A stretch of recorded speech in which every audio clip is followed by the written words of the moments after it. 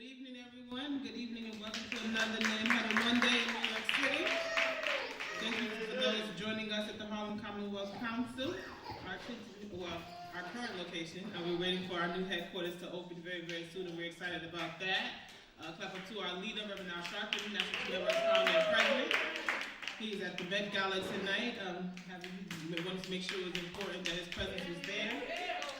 And if you check, you can check him out on Instagram. He's definitely in lead.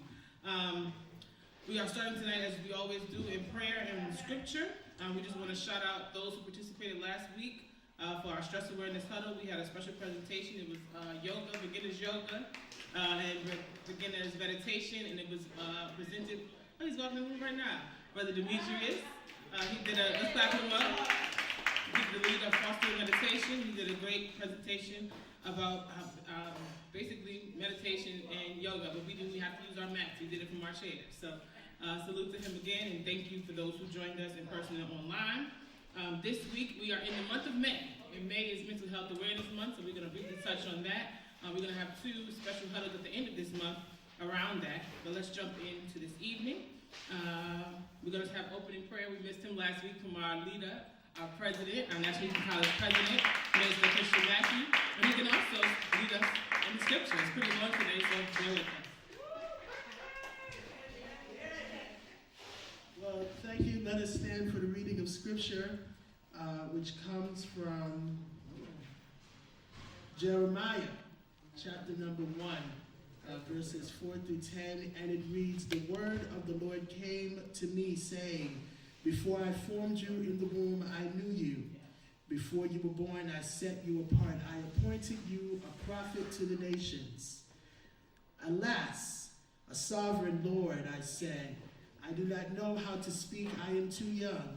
But the Lord said to me, Do not say, I am too young, for you must go to everyone I send you to, and say whatever I command you. Do not be afraid of them, for I am with you and will rescue you, declares the Lord.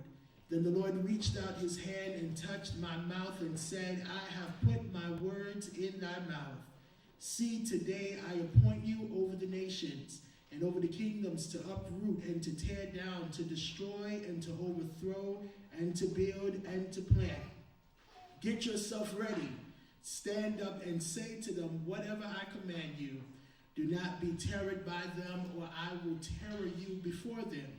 Today I have made you forfeit an iron pillar and a bronze wall to stand against the whole land, against the kings of Judah, its officials, its priests, and the people of the land. They will fight against you, but will not overcome you. For I am with you, and I will rescue you, declares the Lord." Father, we thank you for your word, for we know that it is already blessed. Thank you for bringing us to another Monday evening huddle. Thank you for everybody that is represented here. We thank you for our president and founder, Reverend Sharpton. Lord, we pray that you will continue to bless him, cover him. Thank you for everybody that is here. Bless those that are on their way. Let us have a great huddle, and that we will find all things well here on this evening. And it is in Jesus' name that we pray. Amen. Dan is not here today, so everybody is going to turn their faces to my left, your right, to the screen as we sing the Black National Anthem.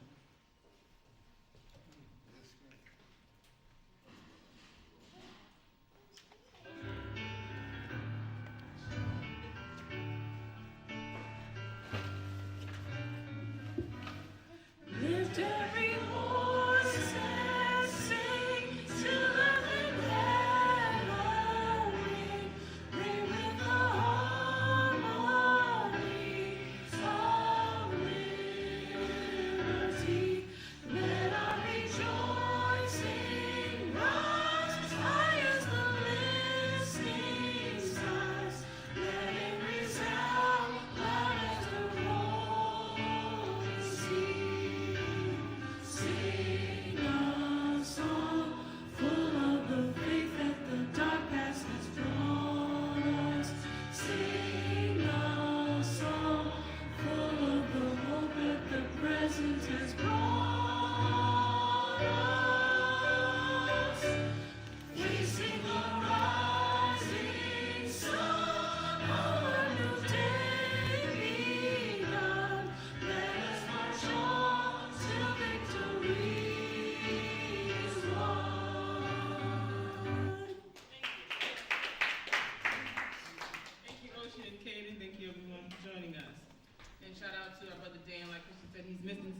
miss your presence. I know you're watching.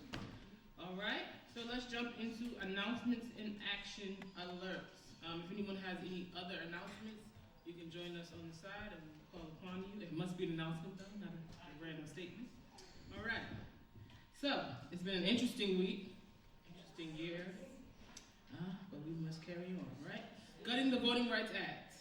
So we're going to hear more from this from Maurice and Mr. Christian in our Did You Know segments, but I'm going to give you a brief rundown in our action alerts from Nita Khan. Reverend Sharpton blasted the Supreme Court's decision to effectively dismantle Section 2 of the Voting Rights Act. The outrageous 6-3 ruling this week essentially takes a sledgehammer to the Voting Rights Act of 1965. Who was alive when that came about? Wow, so you all should know the importance of that. All right, that's a lot of people here. All right, that's the cornerstone provision of the landmark civil rights legislation signed into law by President Lyndon B. Johnson. You gonna help me out, Katie? This is our youngest huddler. Let's clap him up for being president. Today's decision is a bullet in the heart of the voting rights movement, said Reverend Sharpton. The Supreme Court has not just weakened a law, it has humiliated and dismantled the life's work of Reverend Dr. Martin Luther King Jr., John Lewis, and every man and woman who marched, bled, and died for Black Americans to have an equal voice at the ballot box. Dr. King did not march across the Edmund Pettus Bridge so that 6 justices in Washington could quietly undo what was paid for in blood. This court has been chipping away at the Voting Rights Act for over a decade, and today they drove the knife deeper. But let me be clear, the movement does not die with this ruling. We will fight in the streets, in the courts, and in the halls of Congress until the right to vote is fully protected for every American. Reverend Sharpton discussed the extensive ramifications of this ruling on both his Keeping It Real radio broadcast, as well as on MS Now. National Action Network will continue to organize, mobilize, and stand on the front lines of the voting rights fight. The movement that Dr. King built will not be undone by a court ruling, and NAN will ensure that it remains that way. As he said, they talked about it on Politics Nation. You can watch that on YouTube or MS Now's app or the website. He also talked about it in length at the Saturday Action Rally. Who was at the Saturday Action Rally this past week? All right. So there he announced that we're going to be doing voting brigades across the country. We have over 120 chapters, so we all will be participating. So when he gives that call to action in detail, let's make sure that we support that. Call your family and friends that's around the nation as well, because it's going to be very important that we stick together and mobilize collectively. All right? Remembering Michael Jackson on a brighter note, NAN honors the Michael Jackson has some fans in this room. National Network honors the icon, the one and only Michael Jackson, as people everywhere celebrate his music, revisit his legacy, and engage with the film. His life, legacy, and story is brought into focus for a new generation. At the center of that legacy, however, is a powerful and often overlooked bond between Reverend Sharpton, our president and founder, and Michael Jackson. Michael Jackson, as he was affectionately known, as he was affectionately known, connected with Reverend Sharpton through the National Youth Movement. My mom was part of that, right? There she is in the back. She's cooking the fish that we smell. Through the National Youth Movement and Pride Patrol, youth-led initiatives tied to Reverend Sharpton's work that focused on empowerment, discipline, and community pride. This strong bond carried through until the end. In 2002, Michael Jackson was at the original House of Justice located on 125th and Madison in Harlem with us as he challenged Sony over music publishing. I think, Winston, you were there, or a part of that. He has the archive. Following MJ's untimely passing, Reverend Sharpton eulogized him at the Staples Center Memorial and again at his private burial. He honored not just the global celebrity, but the man who was charitable, loving, and gifted beyond words. Reverend Sharpton and MJ had a long-standing relationship that was rooted in justice, determination, vision, grit, and of course, speaking truth to power. All of us at NAN pay homage to the man that broke barriers in every sense. Anyone have seen the film, Michael? Yeah. Is it good? It's all right. All right, Chris. I heard you. It's all right. All right, and that's good that his music is still living today and impacting new generations all around the world. He had a global influence, and he was also a Virgo like me. All right. Anyway. All right, so May is Mental Health Awareness Month. As I said earlier, just a little bit about that, and then we're going to jump into. You have an announcement, Ocean? You have an announcement? Yeah. All right, and I know, so Sister Carolyn, you should start making your way to the front because I know you have an announcement as well. Okay, and Christian. All right, so May is Mental Health Awareness Month. While it was first recognized in 1949, I don't think anybody was anybody? I'm not even going to ask. It has never been more important than now to recognize the role mental health plays in our overall well-being and the value in raising awareness and helping those in need receive treatment. Mental Health Awareness Month was originally established by the Mental Health America organization and is recognized during the month of May. It was created as a way to educate the public about mental illness, raise awareness surrounding research and treatments, to reduce the stigma associated with mental illness, and to celebrate recovery from mental illness. Because of misconceptions and stigma surrounding mental health issues, people often suffer in silence, and they don't seek treatment for their conditions. Mental health awareness is an important initiative to improve understanding of mental health conditions and to increase access to health care for those who need it. Who can benefit from Mental Health Awareness Month? Everyone. Nearly 1 in 5 adults in the U.S. has a mental health condition. So if you count 1, 2, 3, 4, 5, 1, 2, 3, 4, 5, 1, 2, 3, 4, 5, it's about maybe 4 to 5 people in this room who have suffered or is suffering from a mental health condition. But that one person has family, friends, and others whose lives are touched by their condition, even if they don't themselves suffer from one. You might be surprised by the prevalence of mental health conditions in the adults in the United States. That fact is for adults, 1 in 5 adults. 48 million have an anxiety disorder. 21 million have major depression. 9 million have post-traumatic stress disorder. 7 million have bipolar disorder. 3.5 million have borderline personality disorder. 3 million have obsessive compulsive disorder. And 1.5 million have schizophrenia. Mental Health Awareness Month helps those with the condition overcome the stigma and get access to treatment. It helps their friends, family, and loved ones better understand their condition and connect with support networks. It helps the providers who treat those with the condition receive funding for their research and treatment so that they can better care for all who are suffering from mental health. In short, we can all benefit from Mental Health Awareness Month.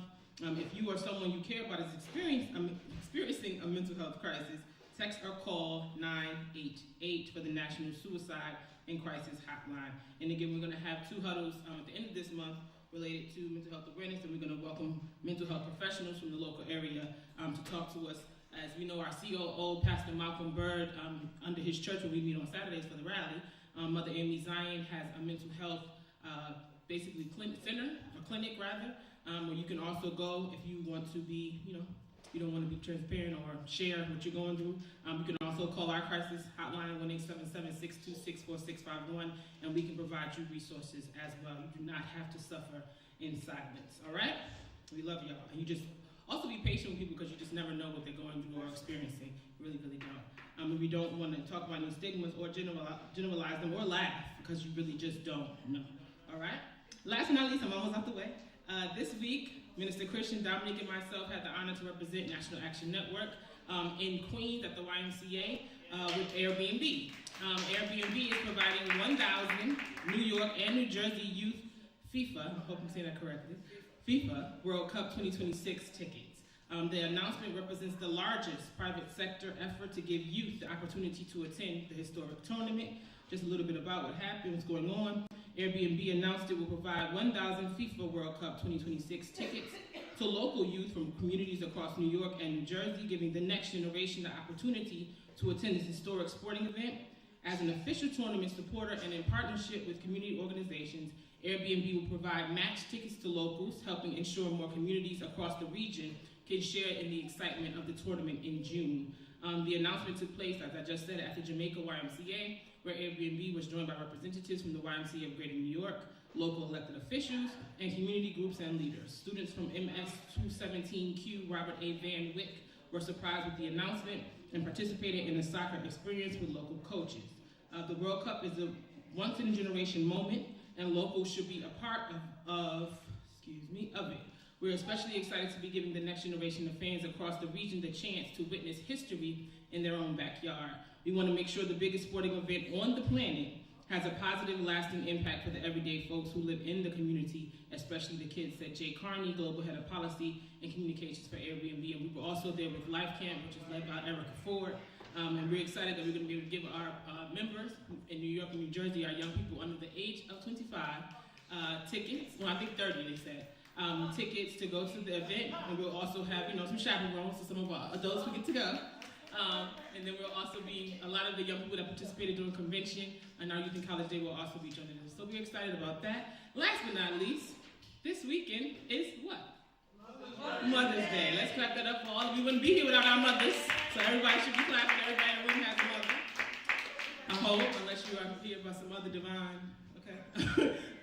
So I just want to shout out my mother, Kathy Jordan Sharp, who I mentioned earlier, my sister. She's also a mother of Marcus Al. She's not here yet, but she's on the way. And all the mothers in the room. Any other mothers? Yes, Sister Ocean, of course. Our mother, Jonka, your mom. Salute to my auntie in the back. I know her Sunday with Brown. We love you, Auntie Audrey. And me and Goldie, we're aunties, we're not mamas. But salute to all the mothers. Mother's Day is Sunday, so we love y'all. We thank God for you all those that are watching. Auntie Verna as well. She's a mother. So, yeah, just wanted to acknowledge Mother's Day is Monday. It's on Sunday. And then next week is our mommy's birthday, May 13th. We want to salute Winston Gilchrist again for his birthday that just passed. We just remember James Brown, which was the godfather of soul, but he was also our godfather and the surrogate father to my father. His birthday was May 3rd, this past Sunday. Say a lot, I'm black and I'm proud. That's right, Ocean. And then also, on Mother's Day, also what happens is what? Does anybody know what else is special about Mother's Day besides all the mothers? It's graduation day, right? So anybody who went to college usually graduates on Mother's Day because it's a special gift to the mothers. So we have some special, I just want to shout them out. I'm sure some of them are watching. So Kyra Porter from the Sacramento chapter, she was here for convention. Some of you might have met her. She's graduating from college. Let's clap her up. Yes. And then Tavia Lee, she changes her name. But she's the head of our NAN Howard chapter. She's also graduating. Let's clap her up. We're excited about that. And then also, if you know Reverend Cassius Rudolph, he is one of Rev's special assistants, and he was head of the HBCU Ascend Tour. He is getting his doctorate. He earned his doctorate, so we're proud of him, Dr. Rudolph. And last but not least, our very own Reverend Charles Williams in Detroit, Michigan. He also got his doctorate degree, so he is now Dr. Charles Williams II. So we have something to celebrate. We're proud of all of our leadership, all those in leadership who are graduating and went on and continue to go on in that journey. We love you all and salute to you all. So if you see them online or anything like that, make sure y'all give them some congratulations because that was not easy. All right? And I think that is the end of my announcements, right? Happy tourist season. Ocean, Christian. Okay, Christian will go first, he said. Give Ashley a hand. Clap for Ashley, yes. And all the wonderful announcements also happening on Mother's Day with Cheryl. Right, you're being honored at your church as the mother of Sharon Baptist Church. Yes, with Pastor Boyd. And so shout out to Miss Cheryl. I have two brief announcements.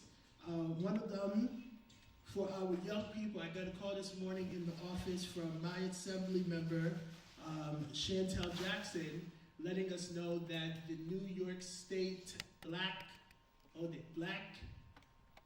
Hispanic, and Asian Caucus has opened up their applications for scholarship, where students can get up to $3,000.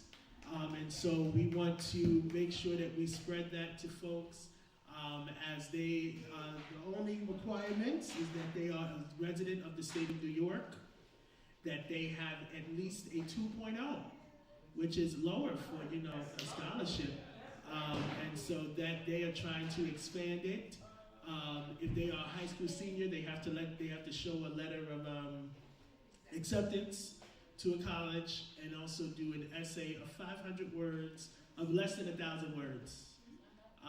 So that is great, and so we want to give them applause for that, the Black Hispanic Caucus. And then from the Office of the Bronx DA, Memento,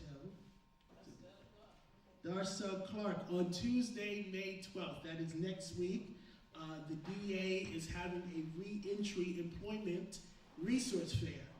And so that will be happening in the Northeast Bronx, at the Northeast Bronx YMCA. That is 1250 East 29th Street from 10 to 2. So if you know anybody that is looking for a job, but particularly those that were formerly incarcerated that are in need of employment, because a lot of people do not have employment after coming out of incarceration. And so she is particularly targeting those that have recently come out, even not even just recently, but those that have been trying to look for employment but could not get employment. The DA is looking and is going forward in that, so please definitely keep that in mind if you know anybody about that. And as Ashley said, next week is Miss Kathy Jordan Sharpton's birthday. So I'm not saying that in my, I'm not saying that. Ashley, that's your mother. So you did that. I'm not saying that. But okay, she's turning 70. That's a big deal. And we're so glad that she's still with us. And, you know, not everybody looks like what they've been through, and Miss Kathy is a walking testimony to a lot of things, and so we're so glad. And so let's give her one more hand. And where's Mr. Arthur? Mr. Arthur is celebrating a birthday next week too, same day. He's turning 75. How old are you, Mr. Arthur? He's 70-something. I know that. Y'all find out. But it's 70-something, but happy birthday to them both. And of course, they're two wonderful people that we love here. And we will always appreciate them for all of the great work that they have done. And then also, lastly, Ashley and I are traveling next week to go to Sacramento to be with the folks in Sacramento. Ashley will be in and out. I'll be there for some time, but we are going to California next week to support the Sacramento's chapter as they are celebrating their chapter and doing everything that they're doing. They're having Dr. Michael Eric Dyson come as their keynote speaker on Friday evening.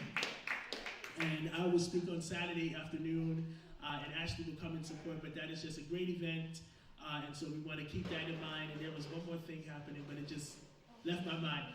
But all of these are now announcements for today. Ocean is coming with hers, and if anybody else has it before the Did You Know?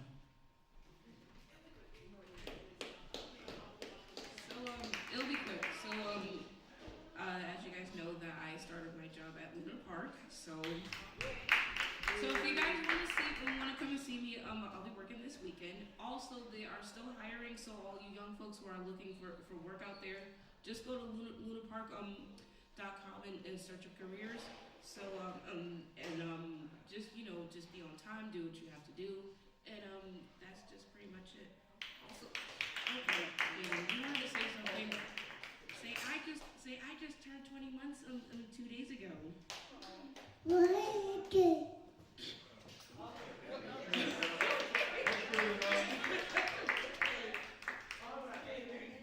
Congratulations on your new job, Ocean. That's in Coney Island. So she wants to. It's an announcement. If it's not an announcement, we have to wait. That's not an announcement, John. Thank you.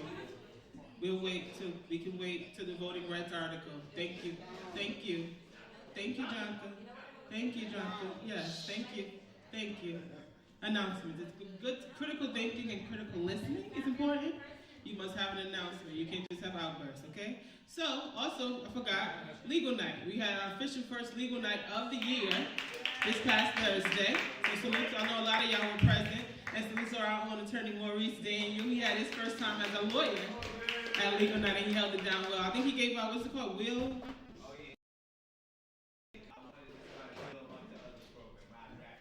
He drafted 3 books for us, an example for that, and he wants to start an initiative, so we're going to get that approved, and let's start that up. But I was very, very excited to have legal night. Minister Christian Matthew led that well. Our own crisis department, Lisa, where's Lisa? Lisa Goldie Harps. She's in the hallway, but they held it down. And then, of course, Attorney Wilo Stecklow and Attorney Smelkin, Joe Smelkin, had a slew of lawyers present to deal with things that we needed for free crisis advice and free legal advice. Now, some people, if they do not, if you call the lawyers and they do not call you back, we do need you to let us know, because we want you to get help. We're not just there for the sake of it. We're not there to waste time. In the spirit of our forever Vice President, Executive Vice President Michael A. Hardy, and General Counsel, we want to make sure that you get the help that you're seeking. So please, if you do not get a call back from the lawyers who are present, make sure you bother Christian Matthew and call this office. Again, at 1-877-626-4651, and we will get you in proper communication. May 28th is the next one. So we hope that it will be right here, probably on the 6th floor again. But make sure you spread the word, and the flyer should be up next week for that. All right. What's the theme for the NAN Sacramento Conference? Built to last. Built to last, all right? So you can check that out. They also have their own website, nansacramento.org, under the leadership of Dr. Takoy Porter, and we will be there this year. I think this is our third year going to represent. And yeah, pray for us, traveling mercy. All right, so let's jump into the program for our Did You Know articles. Last one. Is everybody an updated member for National Network for the year of 2026? All right, there's not enough hands. So, in order to renew your membership, this applies to you all. The best way to stay informed and into action is to become a member of NAN. Stay informed about NAN events close to you where you live. You can text JUSTICE, that's JUSTICE, followed by your state, which would be New York for all of us, to 59769. Again, that's 59769. Or you can call 1-877-626-4651 or visit nationalactionnetwork.net, which is our website. All right, we're going to get into our Did You Know articles. We're going to hear from Minister Christian about the midterm elections, and then Brother Maurice about what they're doing with voting rights. Let's clap them both up as they come. You can clap them strongly, man.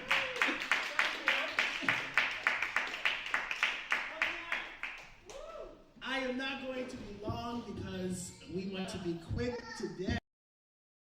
Okay, so I have some information that I want to give you all on what we are voting for this election cycle, because I want everybody to be able to understand what is happening, not just, voting rights, but also what you are voting for and why is it important, not just here in New York, but across the country. So, what is this year in the election cycle? Midterms, yes. So, first, let's explain what are the midterms. The midterms is the middle election cycle, which is held every 2 years. Midterms are held every 2 years in between the 4-year term of a president. Okay? So our last midterm was 2024. Midterms are the outgrowth of the election as outlined according to Article 1 of the U.S. Constitution, by which all members of the House of Representatives, so every member that is a member of the House of Representatives is up for election, and roughly 1/3 of the members of the House of Representatives of the U.S. Senate are on the ballot every 2 years. So that is how it is determined in the state. One or the other is every 2 years, not both. And so just to give you more understanding, during the midterms, less people vote than during the major elections. So this is an election cycle that people are not going to want to vote for. The last highest voter turnout was 2018, actually, where it was 50% voter turnout. But in the 2022 midterm, we did not have a high voter turnout. We had about 47%, which is about not terrible, but we could do much better. And so we want to definitely keep that in mind. So now, as we are looking to what is happening this year with the midterms, we have to also understand what is at stake. So the midterm elections basically tells you who is going to control Congress for the remainder of the president's term. So at the beginning of 2024, it was the Republicans. But now we're in 2026, and we are hoping that the Republicans no longer stay in control. And so that is what that is. The Republicans are holding a very narrow majority and a more comfortable cushion in the Senate, but we want to turn that around. So we need to all be mindful of that. So now, let's get into the maps.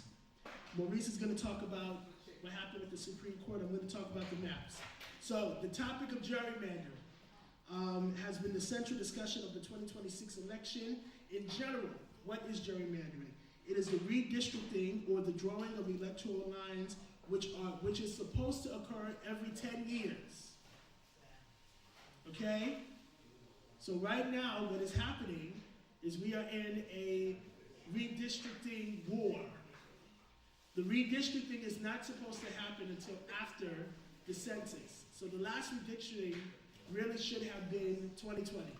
The next redistricting should have been 2030, after the census. But that's not what's happening. Traditionally, redistricting went based off of population. So in 2020, when people were leaving New York, we lost a couple of seats in the House. New York used to have 29 electoral seats. Does everybody know how much we have this year? 26. We lost 3 because the population of our state decreased. In 2020, that is when the lines were redrawn where they noticed that there are now less people in the state than what we had 10 years prior. Okay? So it's happening after the census. Gerrymandering is when redistricting favors political party rather than actual people living in that area. So now, the elections are held in the middle of the census year, such as the 2026 election, which would not be subject to redistricting. But in 2020, Trump endorsed redistricting in Texas, which has caused now an all-out war on redistricting. We see in Virginia, they voted. A lot of people were confused on why nobody was mad about Virginia. The reason why nobody was mad about Virginia was because Texas, the governor, did the redistricting. But in Virginia, who did it? No, the people. The people voted on the map that they wanted. So if you're going to redistrict, at least give the people a say. Don't you do it by yourself. Virginia could have said, no, leave it the way it is. No, Virginia changed it, and they saw that the Virginia map was going to favor Democrats. Okay, let's go on to the next thing. How about California? California has also been redistricted. They voted on it in the last election as well. That was in 2025, at the end of 2025. 1 second. As of April, now this is very important because a lot of people are also confused on what the majority is. As of April 2026, the Republicans hold a 216 to a 214, majority. I'm going to say this again. Republicans have 216, Democrats have 214. That is the slimmest majority of the modern time that we are in the House of Representatives. So the Republicans cannot afford to lose any Republicans when they vote. Ever. Because if they lose, well, they can lose 2. But if they lose 3, whatever they want is never going to pass. So they're concerned about that. And then let me tell you that, there are 3 vacancies. There are 3 vacancies in the House. So there's a special election to deal with these open seats. The history shows that during the midterms, the Republicans lose by up to 30 seats. 30 seats in Congress. Now, what is the next part? So what are key issues of 2026? 2 issues that voters are very big on. Does anybody have an idea of what it could be? What are 2 issues? Not healthcare. Who said affordability? The economy is one. What do you think the second one is? Not housing. Immigration. The economy and immigration are the 2 things that people are concerned about, and guess what? That is what also got Trump elected in 2024. Because what did Trump say? He'll bring down gas prices. I do not want to ever move my car again. When I went, normally I paid $25 for gas. Yesterday I paid almost $60. That is a $27 difference. 50%. Yes. So I'm going to say this again. I went from paying $25 to almost $60 in gas. And then guess what else? The gas is not lasting as long as it used to. I feel like they put something in the gas. Because my car, I have a good car, and so my car tells me how many miles until I'm empty. It used to tell me over 500. One day, it was less than 200 miles till empty. And I had to call the car company. I said, I'm bringing this car in because something's wrong. They said, no, it's the gas. And I use premium gas in my car. I use good gas. And it still is not lasting me. So I might have to become a regular New Yorker and take Gin Pub, and I refuse to do that. But gas prices are high. Also, eating food is high too. Groceries are still expensive. Trump said a carton of eggs was $10 with Biden. Still $10. Walmart normally has cheap eggs. Went to Walmart on Saturday. Guess how much the eggs was? $6. Which is not terrible. But for Walmart, that's bad. So we are dealing with issues with this Trump. But that's the economy. Now there is immigration.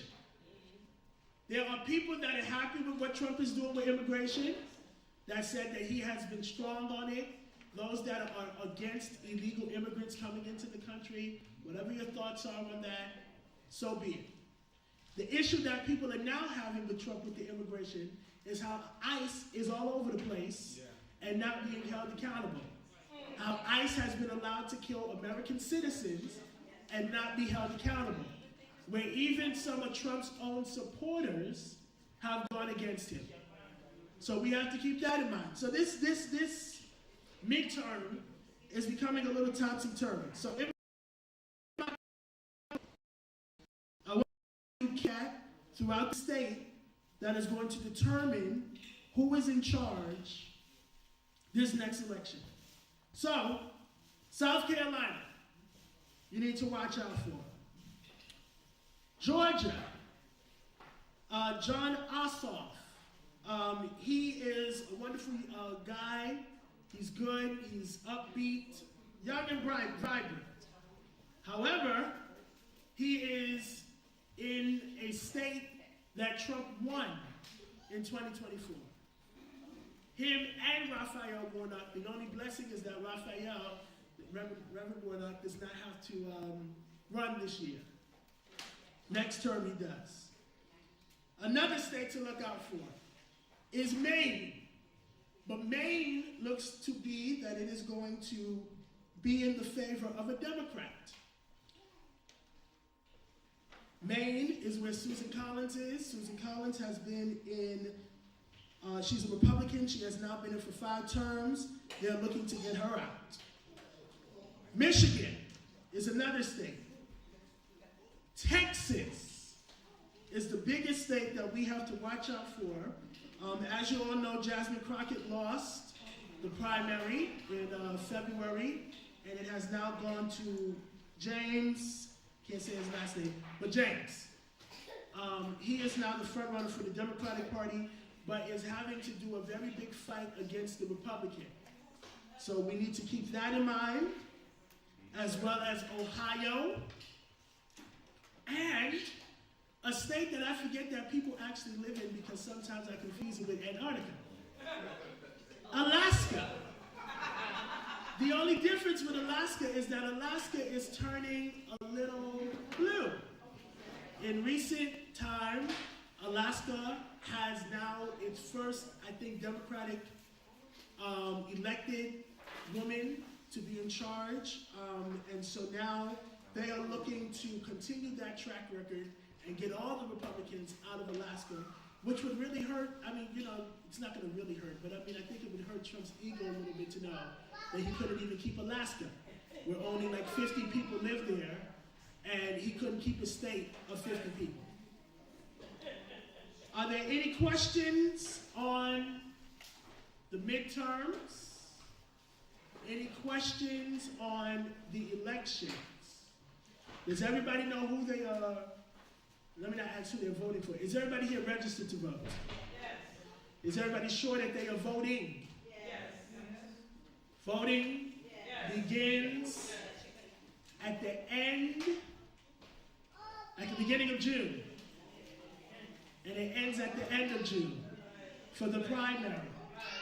So I would love to see all of these people that are running. There are a lot of people running in the state of New York for Congress. So make sure that you keep that in mind.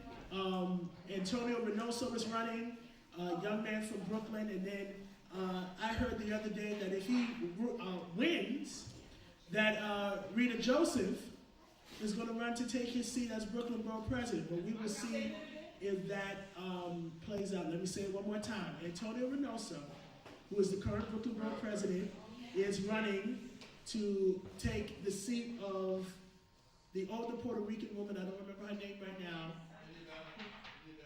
Yes, thank you, Rita. Velasquez is her last name. Representative Velasquez. If he wins, Rita Joseph has said that she will run to take the seat of the former Brooklyn Borough President. If he is to elevate to Congress, she will elevate from City Council to Borough President. Rita Joseph is a wonderful lady. If you've ever, that's her councilwoman. If you ever met her, she's wonderful, and we saw her at Airbnb, and she would be a great Brooklyn Borough President. So we are looking to see that. And so we also here in New York, we also are voting for governor. Believe it or not, Bruce Blakeman is picking up across the state. And if we are not careful with him, he can take Kathy Hochul out. Because as I said last year, not a lot of people are really in favor of our current governor. I don't have nothing to say negative about anybody. But we just do have to watch out, because there are people like Bruce Blakeman. One day will be, number 30, and then the next day, election day comes, and he has 60% of the vote. And he is a sneaky guy. He is my county executive in Long Island, so I know him, and he lives down the street. So that is something to keep mind of. Are there any questions about the primaries? Yes. How do you feel about the mayor? The mayor is not running. How about the mayor? What is he doing? The mayor is not running. The mayor is not running. I am only answering questions according to the article. Don't try to get slick. Oh, okay, Ashley asked about Adrienne Adams. Does anybody have any thoughts on her? She is running for lieutenant governor. No one is running against her. And we also, I don't see her very a lot either. Strange.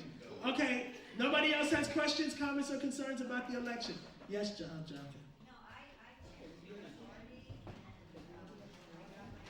Shh. Oh, yes. Okay, well, Jonka made a good point. If you change your party, there was also a registration period that you had to do that. You might have missed it. I don't know. If you are independent, remember you cannot vote in June. You can only vote in November. So keep that in mind. You cannot vote in any primary in this state or in the country if you are a registered independent, because the independents do not have a primary. Okay, well, somebody will help you check. Are there any other questions, comments, or concerns? Not at all. Turn to Maureen. Oh, Ashley. And just to add to the information provided by Mr. Let's clap Mr. Christian up. That was a lengthy article, and he did that very well. Our SVP, Ebony Riley, just sent a text message of this article basically stating that the top Democrat in the United States House of Representatives, does anybody know who that is? Hakeem Jeffries, that's right. He said today that he will press his home state, which is New York, to redraw its congressional districts to yield more seats for the party. So just adding that New York is also, they're trying to redistrict from the Democrats. All right, I also see Mr. Arthur came in, Minister Christian shouted you out for your birthday is May 13th. How old are you turning, sir? Oh, he said old, well, he's seasoned, saint. We celebrate you, we thank you, and we honor you as well. And then our own sister Mary Purnell, you had an announcement, right, from last week? I think you texted me. 73, let's clap that up. I know you're eating, I'm sorry. You want to wait till the end? You text me, I think you texted me something about an announcement, no? Yes. Okay. If anybody wants to go to DC with me, this month, the 19th through 21st, we're going to be talking about the 14th Amendment, the voter decision with the Supreme Court, and also how to effectively protest. And they pay your way for Popular Democracy, but I run the Manhattan chapter of Popular Democracy. So I do the Manhattan chapter. They pay your Amtrak and they pay your hotel. So if you want to go, just let me know. Right. Definitely connect with her after Huddle. She's definitely a resource. Since I've known her since I was a little girl, she's been a resource for the community and one of the baddest advocates out here. You already know. Sister Carolyn didn't come to the front, but she has a sponsor who is sponsoring a meal at a new hibachi restaurant in the Bronx. So you can just talk to her afterwards. She didn't want to come, so I made it for her. All right. Mother Chapman probably can help with that because she's the mother of Sharon Baptist Church in the Bronx, which has become our beacon of light for the Bronx thus far under the leadership of Reverend Dr. Miles Travis Boyd. All right. I think, is there any more announcements? No, I think we're done. Okay. So Brother Maurice, as he comes. This past week, he was on the Gilchrist Experience with Brother Winston Gilchrist, talking about this issue specifically. It was the day after the ruling, and he definitely broke it down. So make sure you check that out on YouTube, on Winston Gilchrist's YouTube, or you can just go to him after and he can send you the link. But it was an excellent interview, and I watched it in full, so make sure you do that. He dropped gems. Let's clap it up for Attorney Maurice Dane.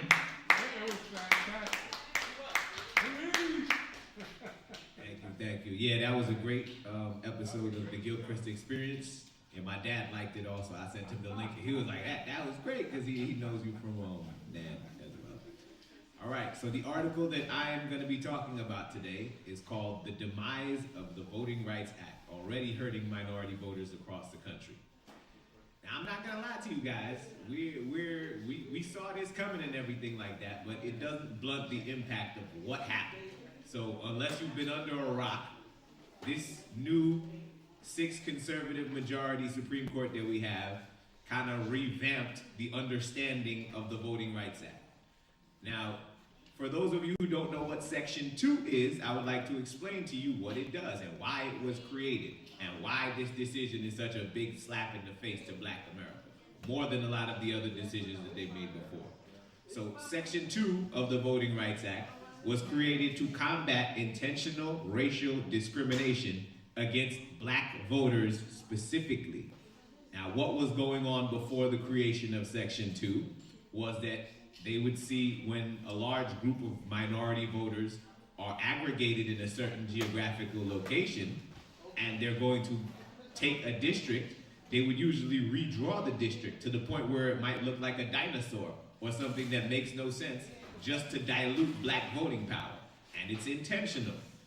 Now, one of the things that Section 2 addressed was that you don't have to basically come out and broadcast that you are discriminating. If what you're doing has a discriminatory effect on the population, like if you draw a map that looks like a dinosaur and all of the Black people get disenfranchised, that their votes don't count, even though they hold a majority of the state, then you have violated Section 2.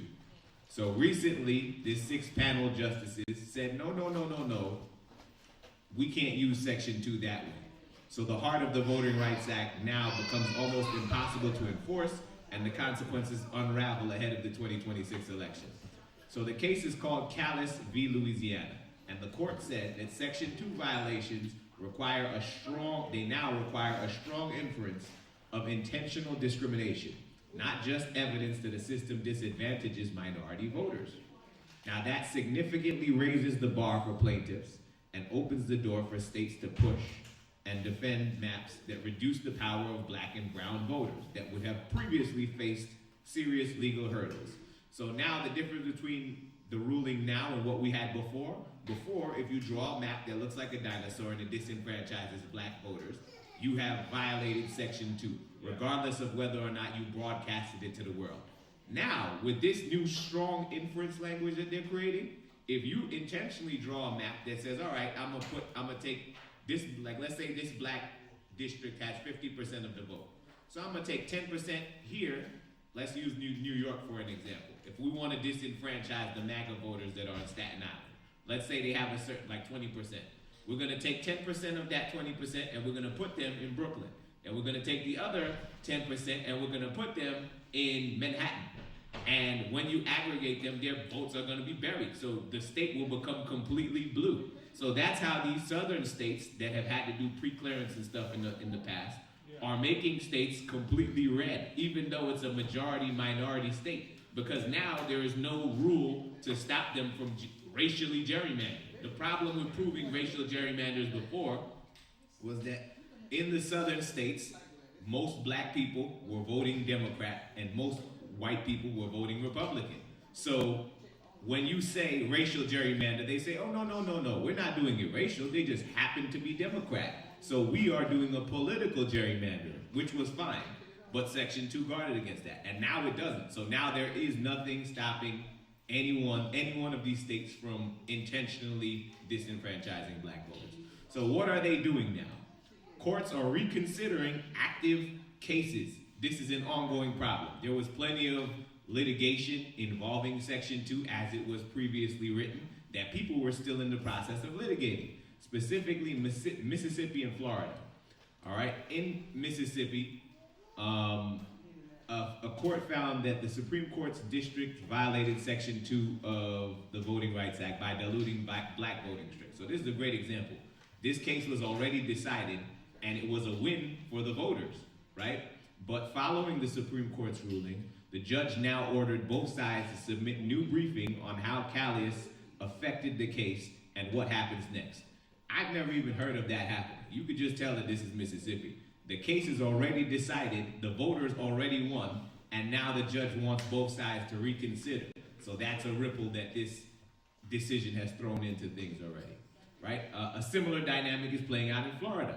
There was a trial over alleged gerrymandering in state and congressional maps, and it concluded and a decision was pending. Instead of issuing the ruling, so the case was over, and they're getting ready to decide the case. Of course, the people who were claiming discrimination were likely to win under the old rules, but now they paused the conclusion of that. And instead of issuing a ruling, the court directed the parties to address how Callius should factor into the outcome. So, I mean, this is just creating a problem. All of these courts are going to say now, when people are discriminating, that's fine. Because unless you are broadcasting from a blimp that we are intentionally doing this to gerrymander, to discriminate against black people, then whatever they do is going to fly. I can only think of one instance where an administration has been dumb enough to actually put in writing that they are discriminating, and that's the Trump administration. And even they only did it once. So like now, when people want to discriminate, as long as they don't put it in writing, it's okay. And that's a big problem. So state officials are moving quickly to shut down claims. In Indiana, state officials are already using Callius to try and dismantle the voting rights case outright. Right? Here's a good example. So there's a lawsuit that challenges Indiana's system of appointing some judges in certain counties rather than electing them, arguing that the policy reduces opportunities for black voters to elect candidates of their choice. Now, here's why this is a specific problem. Let's say we have a bunch of counties in a state, and let's say there's one black district or something like that, right? So for all the white districts now, there's nothing stopping them from saying, okay, we're gonna let you guys elect your judges, because you are most likely gonna pick a judge that we like. But for the black district, oh no, we are going to appoint a judge that you may not like. We're gonna appoint a Confederate sympathizer or something like that, put him on there, and you guys have no say in that. And previously, that would have been intentional a racial decision that violates Section 2. But now, unless you say, we're putting this Confederate judge here to discriminate against you black people, then it's not a strong enough inference. So Section 2 of the Voting Rights Act is basically destroyed, regardless of what Judge Alito and all the rest of the 6 conservatives are arguing, that they're just reimagining how it's supposed to go. No, they've destroyed the act altogether. It basically has no force. So next, Republicans are asking the courts to let them gerrymander. So they're not even hiding it now. They're just not calling it racial gerrymander, but that's what they want to do. They want to redraw us out of their maps, basically, like how they used to do back in the day, because now it's completely legal. There's nothing to stop them from doing that. So when they say gerrymander, they're not even saying partisan. We want to draw a map that is completely red, regardless, and we're going to do that by taking you black people off the map. And now, under this rule, as long as, once again, they don't put up a blimp or put a billboard up saying we're intentionally trying to disenfranchise black people, there's no way to prove it under this Supreme Court's understanding of the rule. And, what'd you say? Why ain't it a way to prove it when everybody else can see the light? Because this Supreme Court has re-envisioned the way that you have to prove these cases, right? Before, the results spoke for themselves. So if I set up a map and the map draws out all of the black people and it's not doing that to anybody else, I don't care if you say it's a Republican or nonpartisan thing. We don't need an intentional act from you where you're writing a confession out for us. We can see the results and we can say that it's discriminatory.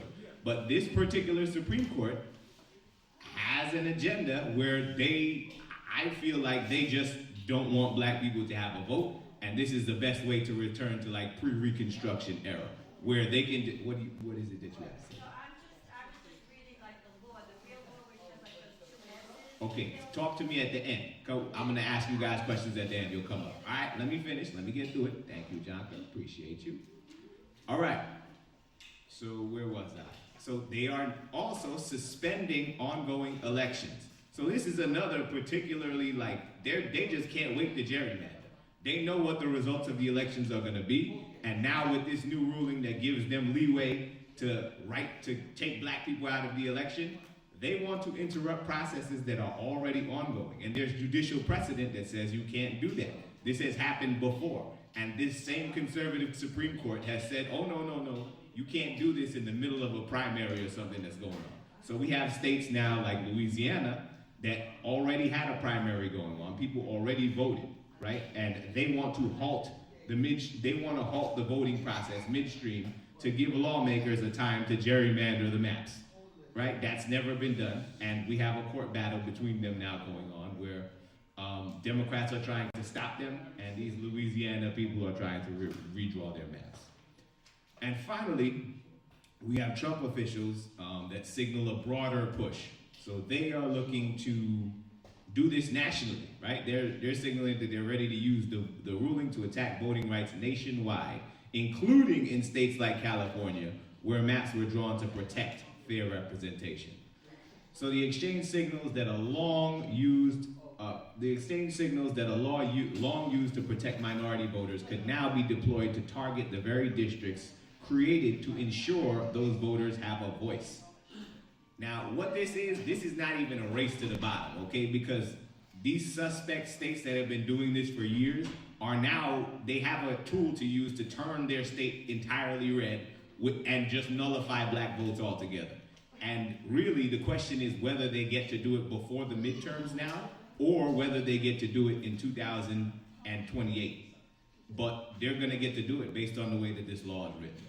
Now, I wanna take the extra step, and I wanna give you guys an example of why I believe that this current Supreme Court that we have, these 6 conservatives, are racist, and they're making decisions that are racist, right? They've had to rule on racial profiling with ICE, right? Where, okay, this is something where they're using race to target black people, but in a negative way. Now, you would think that they'd be like, oh, no race. This is suspect. You can't do that, right? Like how they're doing with everything else. No, but that is the one instance where this Supreme Court is saying, oh, no, you can use race, because after you arrest them and ship them off to El Salvador, or you put them in an ICE facility and we don't hear from them again, you just let them go if their paperwork checks out and they'll be fine. No, but now when it is you want to use race to help people of color, it's always a problem. Affirmative action. And all of these measures were taken because people were discriminated against in the first place, right? If there was no discrimination, you wouldn't need these remedies. So when you get rid of the remedy, you don't magically become even or unequal. You don't get equality. you get disenfranchisement again. You get discrimination again. You get racism again. All right? And that's what's already happening in the blink of an eye. Right? So I'm going to ask you guys a question this week. I want to know how many of you, or if there are any of you that feel like me, or are there some of you that have a different take on this? Do you guys feel like this current Supreme Court, with the decisions that they're making, do you think that they are biased in the way that they're making their decision making? Do you think that they're racist? Do you think that they're unbiased? Anybody want to come up here and give your 2 cents on it? Feel free. John, can stick to the topic though. I see you coming. All right. Don't talk about anything except for this. Yeah, I was looking online, and first I was, looking at the section of the law that's talking about it's under the U.S. Code 52-103-01, and you have to go by the United States Code. Now, I definitely believe that the problem that's happening with voting and everything else today is the breakup of the autonomy of the communication. That's it. There is no doubt in my mind. So you all, we're barking up the wrong trail. We have too many phone company carriers in the United States. There was only one, American Telephone and Telepathy. That's the bell of the Liberty Bell. All right, thank you, John. All right, Tony, step up.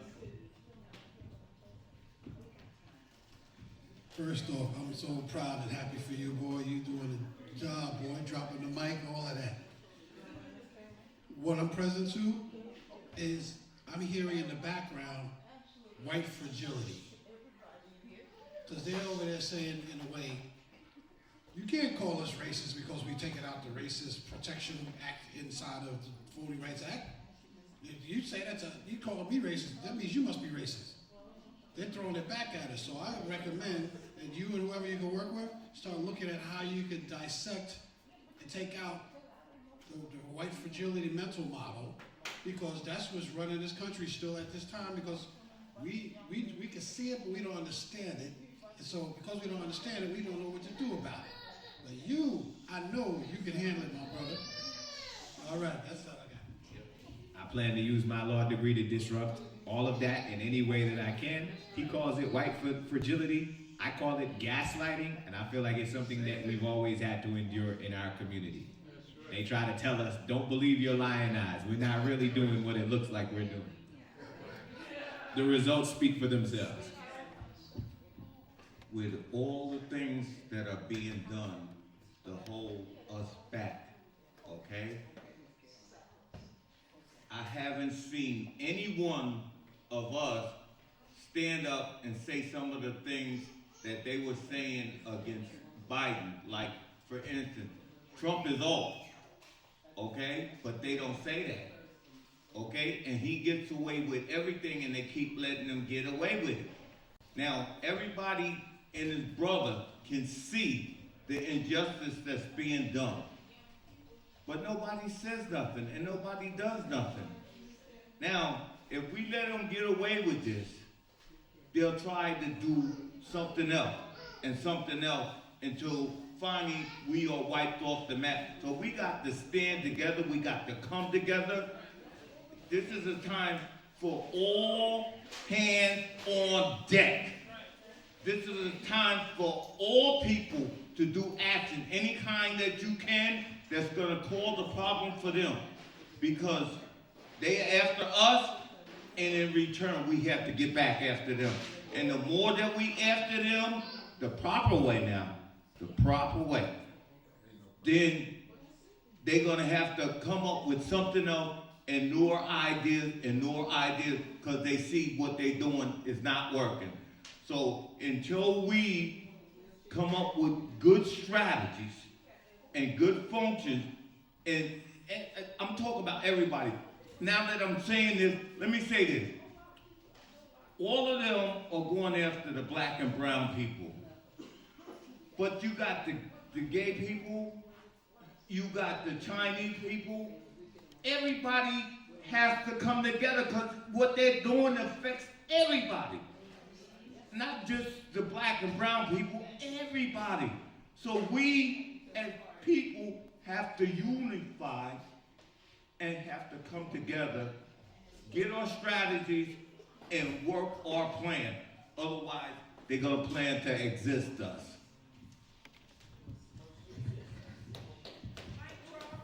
Thank you very much for that, Brother Ernest. And what he was saying is very true. I agree with all of that. This is the time where we need to look at the historical roadmap that we built back in the 60s, how we got what we got from nothing. We were worse off back then. We didn't have any voting rights, any civil rights, anything like that. We had differences of opinion. Everybody on different sides of the fence didn't think the same thing. But when it was time to form the Voltron and come together and get these rights, all of us did that. You had Bayard Rustin on one side, you had Dr. King, you had John Lewis. They didn't say, oh no, I'm bigger than the movement, I'm whatever. Everybody formed and they all stayed on mission. Now more than ever, we need to come together again. Everybody needs to play their part. My part, I mean, I'm a lawyer. I'm gonna be a lawyer for our rights, and I'm gonna be a lawyer for justice. Some of you can march, you be marchers for justice, be marchers for freedom and equality and everything else that we have. Whatever talent that you have to contribute to getting us from point A to restoring our rights and putting our people back to where they should be that, and be that for the movement. And that's the 2 cents that I'll leave for you guys here, and I will pass it back to our other leader, Ashley. Oh, Ocean, I didn't see. Sorry. Go ahead. Sorry, I was just being a little quiet because I just didn't understand. But I'll be quick. But I remember that famous quote that Fannie Lou Hamer had said, that there's going to be a time where we're going to be sick and tired of being sick and tired. So I can't stress this enough, because everybody from John Lewis to Rev all said the same thing. They're scared of our votes. And if they are doing so much in their power to suppress us, that should tell you guys something. Yeah. That we need to come out in droves to vote. I can't stress this enough, because, you know, everybody has said the same thing, but I can't repeat it enough. We have to come out and vote. And remember, who fought and died for us? They literally had blood for us to get this this right to vote. Don't take it for granted. Don't ever.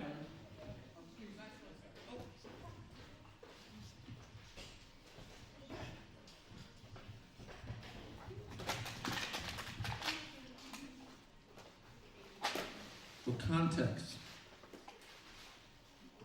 by 2045, 2050, the country is expected to be majority black and brown. And so they're taking steps now to enshrine their ability to maintain control while we are actually in control. So we have to fight that. Here in New York, this governor election, don't take Blakeman lightly. Because in our lifetime, we have had Pataki as a governor, and we have had Giuliani as a mayor. So this has happened. So we gotta fight.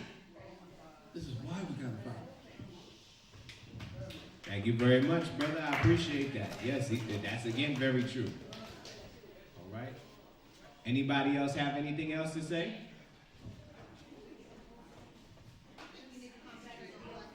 You know what? Anybody want to take the mic? I hear a lot of voices out there. Come say something, Mr. Gilchrist. The mic is over here, Mr. Simon. You come speak into the mic.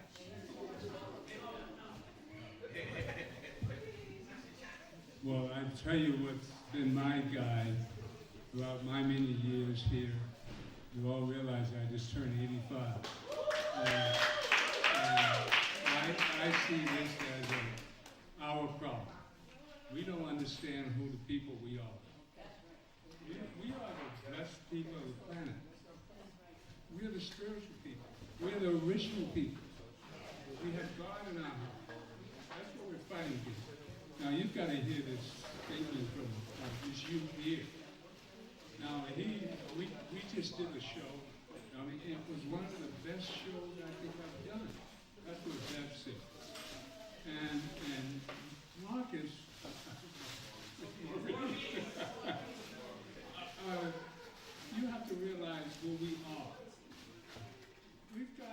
listen, you're listening to Reverend Sharpton. That's why I'm here. That's why I'm here. That's why I exist. We follow a man that he shows us how to live being black in America. You watch his struggle. I'm older than him, so I remember all the stuff he talks about. Imagine I was born in 1941, next door to the firehouse where we're moving to. Right across the street, 124th and Manhattan Avenue. So look how this looks for me. And I hope to die in the firehouse, right next to where I was born. This imagery came to me. So we're blessed people. But we've got the Willie Lynch syndrome, where we fight amongst ourselves. the young against the old, like that young man at the convention. I mean, he said the stupidest thing in the world. You gotta see how dumb black people are. Look, he said, you don't get my vote unless I get a check. And Maurice explained that being paid for your vote is against the law.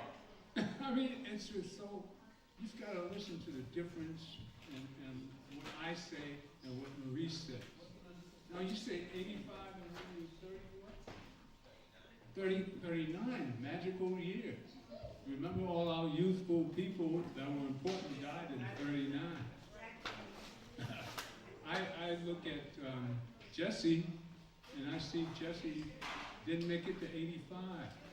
He will be 85 come this October. Now, how do you think that makes me feel? I'm 85 and Jesse's not one. But that's my brother. I was raised in his environment, and look what he's done. I feel I haven't done enough. I mean, this is real. God is real. And black people become aware of who you are. And every person that talks about not voting, that's why we're where we are. We took 2016 and decided a woman, a white woman who deserved to be president, didn't make it. Why? Because women wouldn't vote for her. Black people wouldn't vote for her. But my best friends blame Hillary for what her husband did. And Rwanda. I mean, and Trump, look what Trump is doing. He's a clown. He's a clown. And people don't see that. Look how stupid people are. But black people, wake up and know who you are. You are the people that we've been waiting for. You're the lively people that, look at the spiritual, look at Reverend Sharpton. Look at what he went through. What? We're around, that's why I'm here. I've been around Reverend Sharpton for 30 years, almost 30 years. He's my pastor. He's my righteous brother that knows how to live black and fights. Listen to him. Now, you're here at NAN. We had some woman come up here and attack at legal night. Who's that woman that the lawyer she attacked was Michael Hardy's best friend. I mean, she comes in here and embarrassed. I mean, I saw it myself, and I said, Hardy's turning over in his grave. What Michael would have said to her. I mean, what are old people doing? They're not respecting the struggle that people went through. I'm the same age as Emmett Till. Emmett Till, 1955. I mean, I was amazed and shocked that stuff happened down there. It didn't happen in New York. Well, I didn't see it. I mean, I'm blessed. Gilchrist means worship the flag. And I don't know that from family. I mean, I know that's a slave master's name, so how can I claim that? But it seems to be appropriate because I live by it. I want to be Christ-like. I want to be a Jesus. I like to raise up every black person on the planet, every human on the planet, and give them love energy. I was raised in an energy of love. I was born in 1941. Our first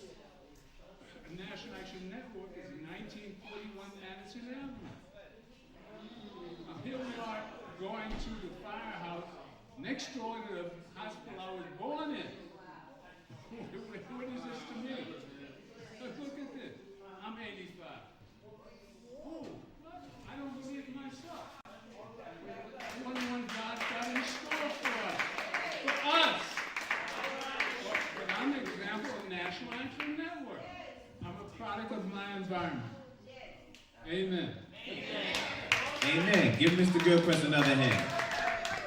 Now, I just want to say one more thing, all right?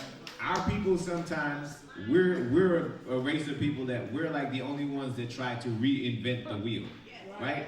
So you see racists, when they have an agenda and they have a movement, they stick with the movement, they stick with who's leading the movement. Like you see Trump, they'll support Trump until the wheels fall off. They don't care if he's the older guy. They're not looking to knock him off his podium. They're looking to get all the racism and wisdom they could get from him, right? When our people reach a certain age, all of a sudden there's young people with no experience, no plan, no nothing. You didn't struggle, you didn't go through anything, and they want to undercut some of the people that are older. Want to be like, oh no, let's not listen to them. Let's reinvent the wheel and do something different. They laid out the roadmap for us. They're the ones who accomplished everything that we're looking to accomplish again. There's no better person to follow than people like Al Sharpton, who have been in the movement, who stood aside people that marched with King and everything like that. We don't need to reinvent the wheel. We got the roadmap. We're going to go back and get our rights by following the leaders that we have right now until the wheels fall off. Until they're not here anymore, and it's time for one of us to use what we learned from them to continue going forward. I'm going to follow Al Sharpton until he ain't here no more. That's it. All right? Mic drop. All right now, it got hot in here.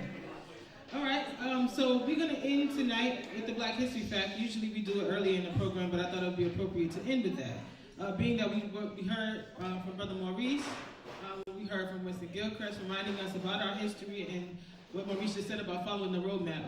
The issue is, in my opinion, a lot of us don't read.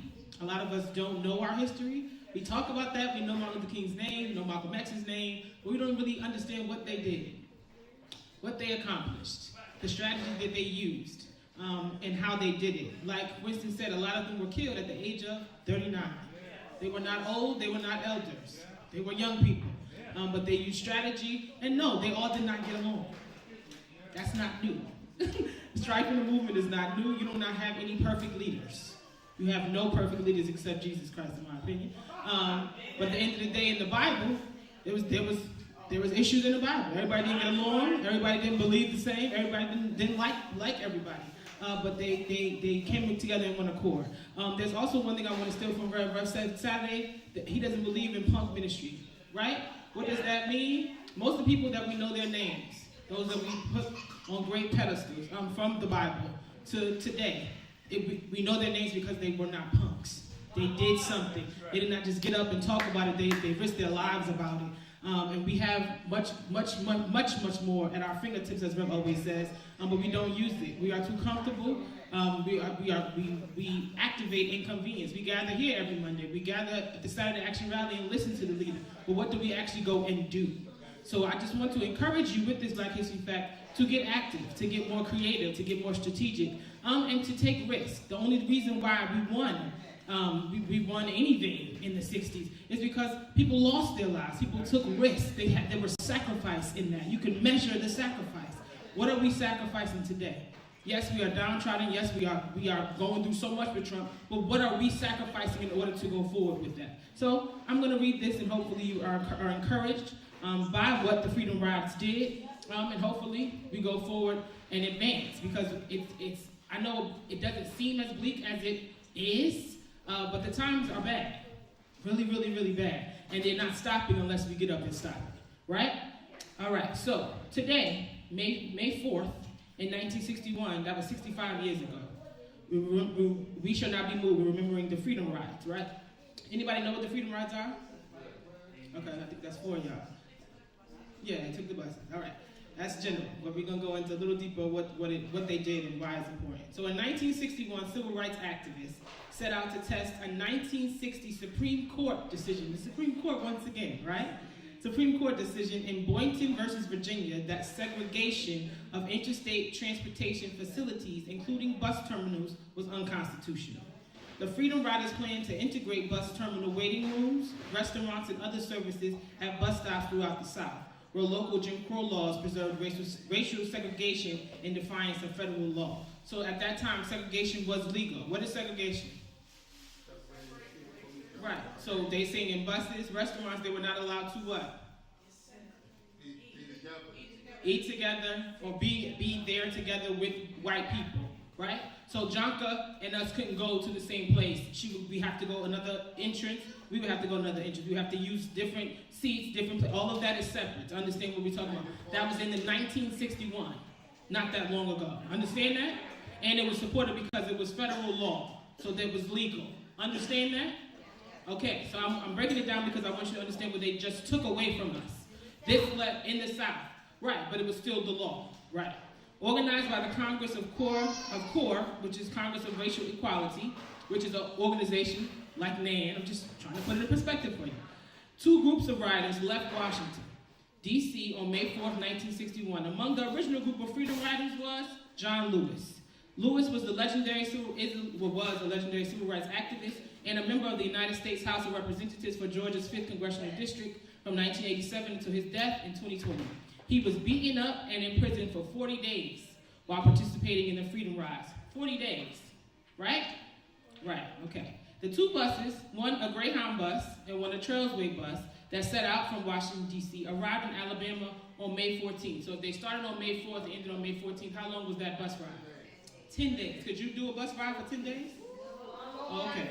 Just let you know, to understand it was not just, they didn't just get up and just go. 10-day bus ride to Alabama, where they were met with members of the Ku Klux Klan, right? So upon that 10-day arrival on the bus with each other, they were met by members of the Ku Klux Klan and white supremacist mobs. When the Greyhound bus arrived in Anniston on that afternoon, they found the terminal locked. A mob organized by the Ku Klux Klan attacked the bus, smashed windows, slashed tires, and dented the outside of the bus. The bus left Anniston, but was soon abandoned by its police escort just 6 miles out of town on Route 202, where it was again surrounded by an angry white mob. A member of the crowd tossed a firebomb through a broken window. Everybody know what a firebomb is, right? All right. A member of the crowd tossed a firebomb through a broken window. Others tried to block the doors, forcing the Freedom Riders to escape through a window. The Freedom Riders were finally rescued by a convoy from the black community in Birmingham, organized by civil rights leader Reverend Fred Shuttlesworth. Mind you, they did not have cell phones. They could not just text and say, help me. So all of this was planned out. Understand me. Understand.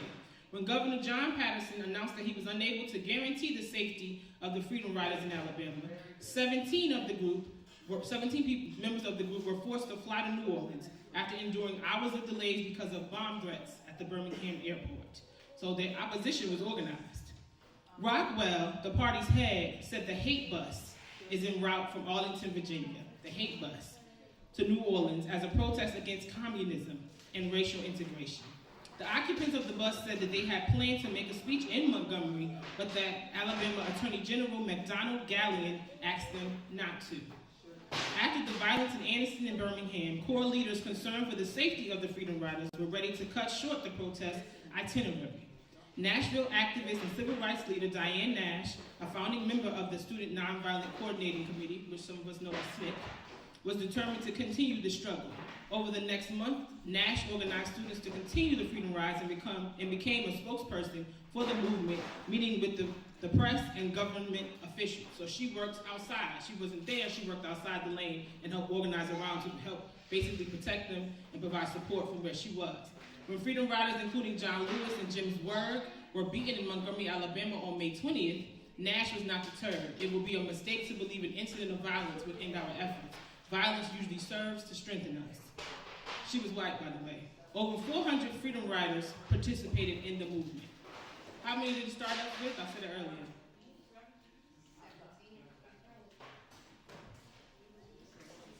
How many? 13.